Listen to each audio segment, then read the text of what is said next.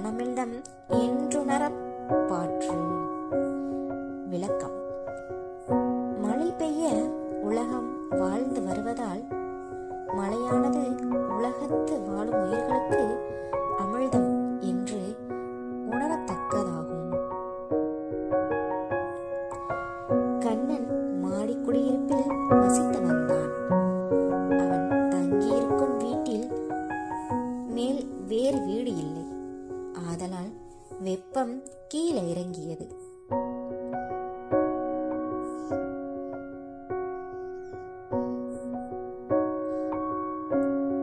அவன் பெற்றோர்கள் கிராமத்தில் வசித்து வந்தனர். கண்ணனுக்கு அந்த வீட்டில் மிகவும் வியர்வை அதிகமாக இருந்தது. வேறு வீடு மாறலாம் என்றாலும் எங்கு சென்றாலும் இதே நிலைமைதான். அவனுக்கு கிராமத்திற்கு சென்று வர வேண்டும் என்று தோன்றியதால் விடுப்பு எடுத்துக்கொண்டு வீட்டிற்கு சென்றான்.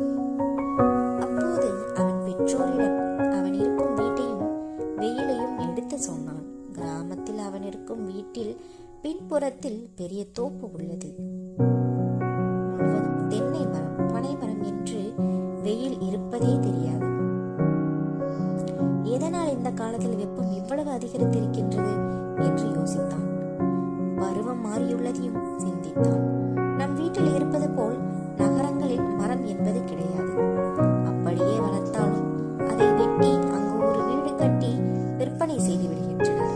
இதனால் பூமியில் வெப்பம் அதிகரித்து பனிமலைகள் உருக ஆரம்பித்து விட்டன.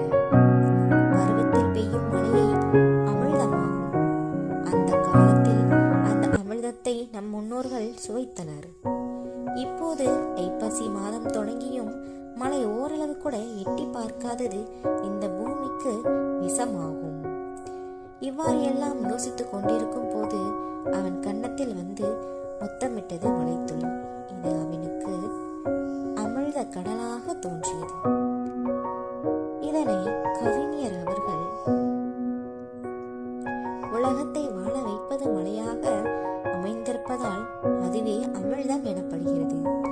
இதனை சாலமன் பாப்பையா அவர்களும் உரிய காலத்தில் இடைவிடாத மழை பெய்வதால் தான் உலகம் நிலை பெற்று வருகிறது, அதனால் மழையே அமிழ்தம் எனலாம்